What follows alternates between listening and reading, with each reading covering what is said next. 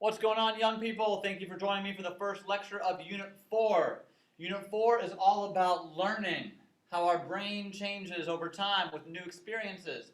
Today we're talking about a specific type of learning, a specific type of conditioning called classical conditioning. So we're going to kind of do an overview and then get into some of the vocabulary and terms and the other people.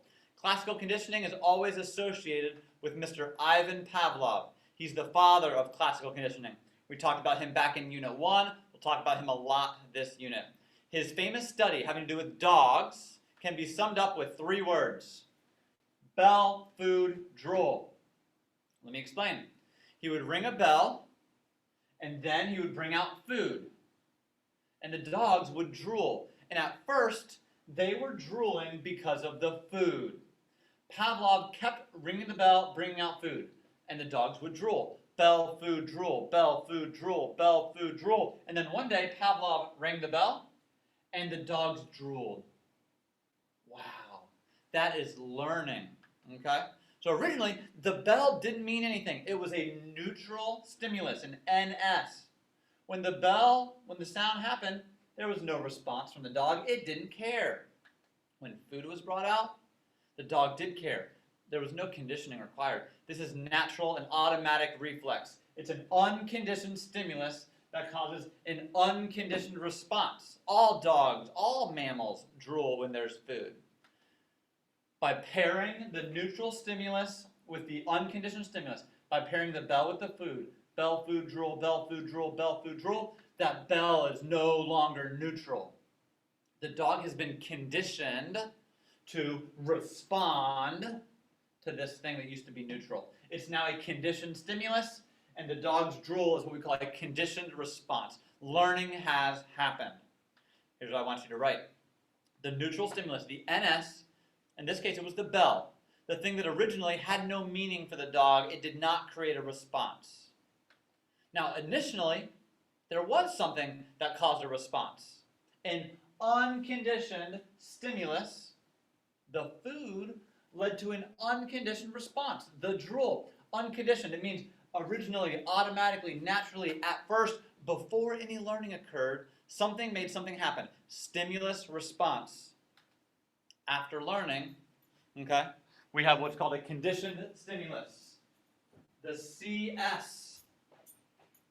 The bell became a conditioned stimulus, and it led to a conditioned response. Y'all, the NS always becomes the CS.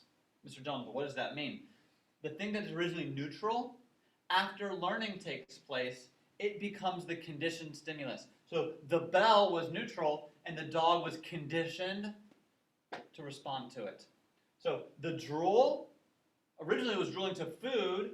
Well, now it's drooling to the bell. The response is pretty much the same thing for the organism, but it's the neutral stimulus that has now led to a response. We'll look at this in class. But Pavlov, this is his whole idea. Pavlov, that name rings a bell. Huh? You get it? No? No good? How about this? Pavlov, he's so classic. Remember the song Classic? No? Nobody? Okay, fine.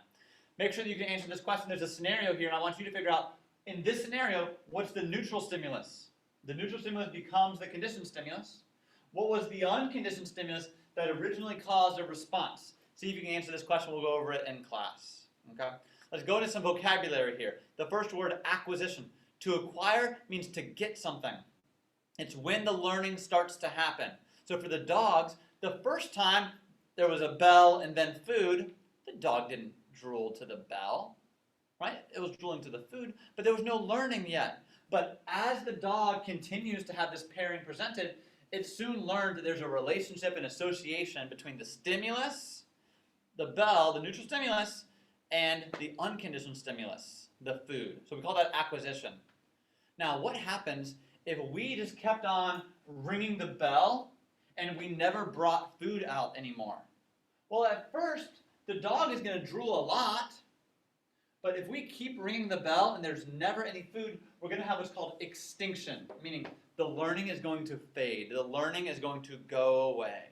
Okay, so this can happen over time.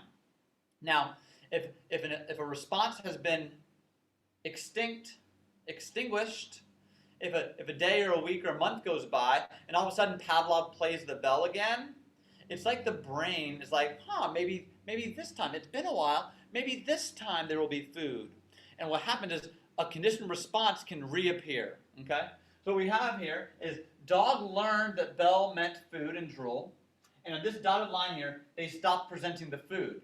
Well, the learning went away, but after a day or a week or a month, when they rang the bell again, the drool jumped back up. The conditioned response jumped back up. Now, it's going to go extinct pretty quickly if there's still no food, right? The dog's not going to keep bothering, keep trying if there's never any food. But sometimes we have what's called spontaneous recovery. The action, the response can pop back up, okay? Here's another way of looking at it, okay? So this is drops on the y-axis, drops of saliva or drool, and this is the number of times they paired the bell with the food, okay? So pretty quickly, the dog is realizing that bell means food. This is acquisition. And on this day, day 15, they stop bringing out the food. Well, within a week, the dog's no longer drooling. They let 24 hours go by without playing the bell. When they play it, the dog has spontaneous recovery. It's not producing 13 drops. It's only producing 7 or 8 drops of drool. But we have a little jump here, and then quickly it goes extinct again. Another 24-hour period with no food. Well, smaller spontaneous recovery. The dog is only producing maybe 3 drops, and then that behavior quickly goes extinct again. Okay? This is how learning happens. This is how learning happens for y'all with school stuff too. When a teacher talks about a topic, y'all learn it pretty quickly, and then if the teacher keeps talking about it, y'all maintain your learning. When the teacher stops talking about it, you remember it for a little bit of time, but slowly you lose your knowledge of that topic. It might pop back up in a day or a week or a month later, but then it's going to go extinct and it's going to be harder and harder for you to remember that topic if you have not been pairing it, if you've not been practicing the association. Okay? So, question for you.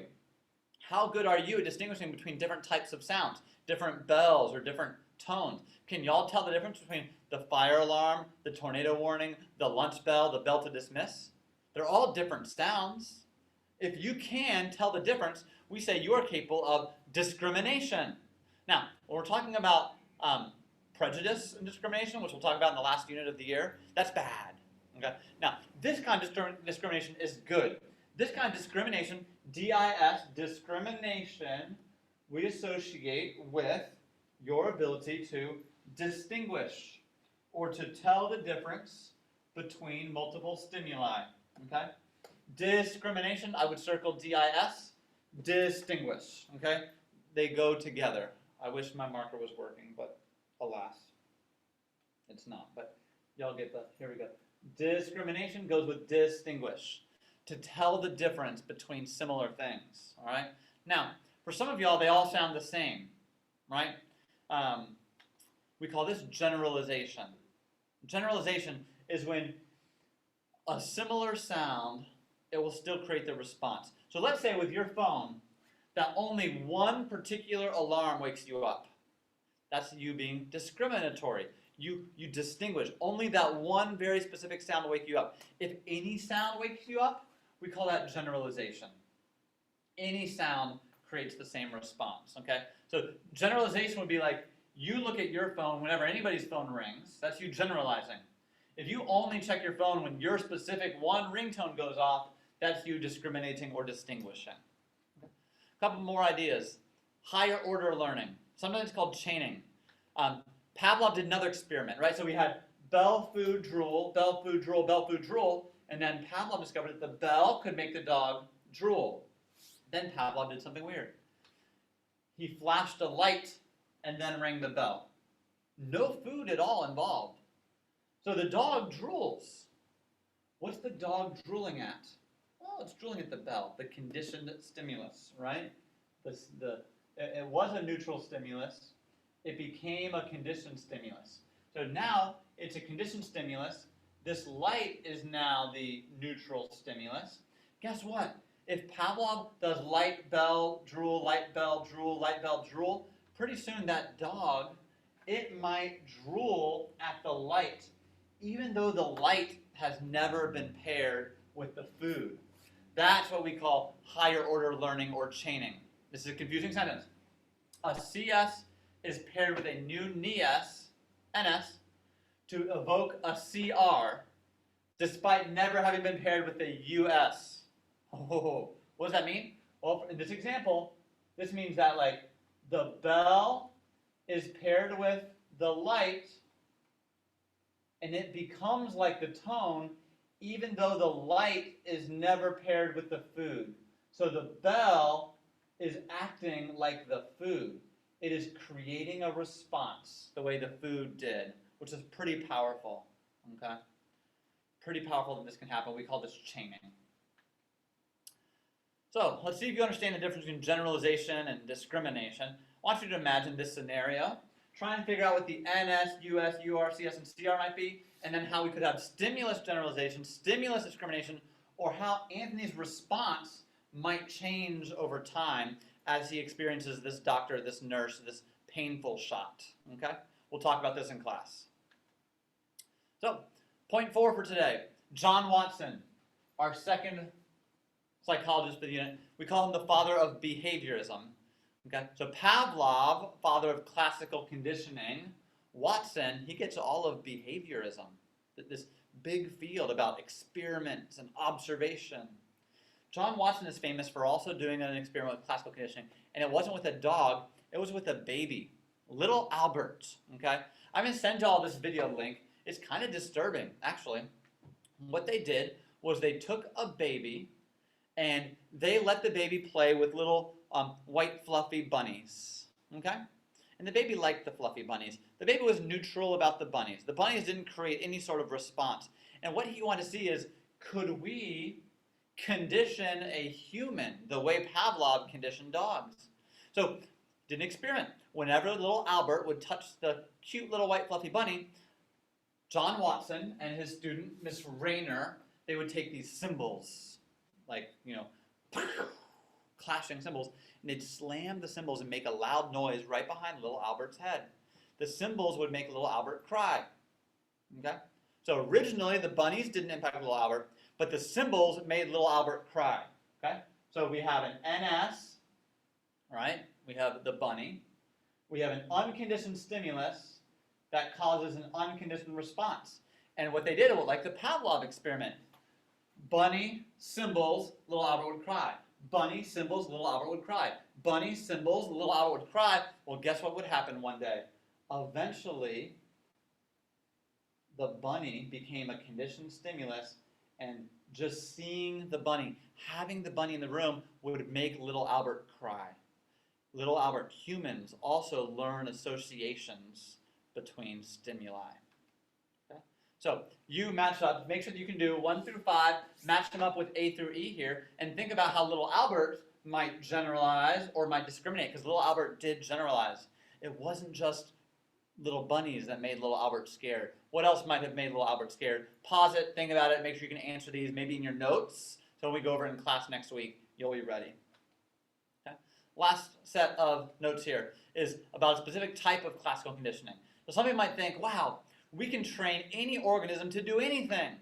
With conditioning, that's not the case, y'all. We have what's called biological preparedness or instinctive drift. We have some limitations to what we can do. I'm going to send y'all another video clip about poor little raccoons, okay? Do y'all know that raccoons wash their food before eating it? It's kind of cute. They take their food and they wash it. They cannot stop raccoons from washing their food. I'm going to show you a little video clip of a raccoon that is given some cotton candy by the river. Guess what little raccoon does? Well, you cannot train a raccoon to not wash its food. We all have certain instincts. So a raccoon takes cotton candy, takes it over to the river, and he washes the cotton candy, and guess what happens to the cotton candy? It disappears. Okay? It's a really sad video. It's pretty hilarious. I'll show it to y'all. I'll send you the link. But the idea here is that you can't make organisms violate their biology. We cannot learn how to fly. We just don't have the capacity for it. Raccoons can't be taught not to wash their food. It's part of their biology. There are just certain things that our body is set up for. Certain types of learning come more easily than others. I want you to put a star by this idea. It's what's called taste aversion. This is something that humans, we are prepared to associate certain foods with us feeling sick. The guys who studied this, write down their names, Garcia and Colling. They found that if you eat a food and get sick an hour or two later, it's a form of classical conditioning where you are associating two things and you can't control it. It's a reflex. It's automatic. Okay? Now, here's what's unique about taste aversion versus Pavlov's experiment or Watson's experiment. Pavlov and Watson had to do the pairings over and over again. Bell food drool, bell food drool, bell food drool, or rabbit symbols crying, rabbit symbols crying. With taste aversion, one association, one time, one pairing of food with sickness, and your brain will learn that that food is bad for you. Similarly, with Pavlov and Watson, bell, food, drool. The bell and the food had to be paired pretty quickly together. Similarly with little Albert, the rabbit and the painful noise, those had to happen almost one after the other, almost immediately. With taste aversion, it breaks one of the rules of conditioning. You can eat the food and get sick a couple hours later and never want to eat that food again. Has that happened to any of y'all? We'll talk about it in class. But I'm curious, I bet there's some food that you once had it and maybe got sick a couple hours later, and now the thought of that food makes you sick. For me, it's nacho cheese Doritos. I can't do it. Because when I was little, I had nacho cheese Doritos. A couple hours later, I got sick. I don't even think the Doritos made me sick. I think I just had a virus or something. But my brain, after just one time of throwing up the nacho cheese Doritos, my brain formed what's called classical conditioning, a taste aversion to that particular food. Okay? It's weird. Humans were designed to associate weird, specific tasting food with feeling sick. Okay? If you hear a loud noise and then get sick, you don't develop like a fear of that loud noise. Similarly, if you eat something weird and then this experiment comes from, they took rats and some of them heard a loud noise, some of them had weird tasting water, and then some of them experienced electrical shock, and some of them experienced nausea because they were getting zapped by radioactive waves. Not a very ethical kind of experiment. And what they found was that rats had a biological preparedness to associate a noise with an electrical shock. Classical conditioning would occur. They would never associate the noise with feeling sick to their stomach. They would very quickly and easily associate weird tasting food or drink to throwing up. And from that point on, they would avoid the weird tasting water. Okay? So many people have an aversion to cherry flavored things. Have you ever heard of this flavor of ice cream? Cherry Garcia. Okay? Many people have an aversion to cherry flavored things because there's a lot of cherry flavored medicines. And like people are sick, they take the cherry flavored medicine, and in their brain, your brain undergoes classical conditioning. Your brain thinks that the cherry flavored stuff is what made you sick.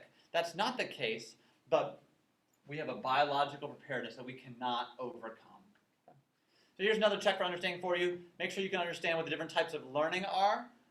We've actually not talked about number 2 yet. I should delete that. Sorry, my bad. But you should be able to answer questions 3, 4, and 5.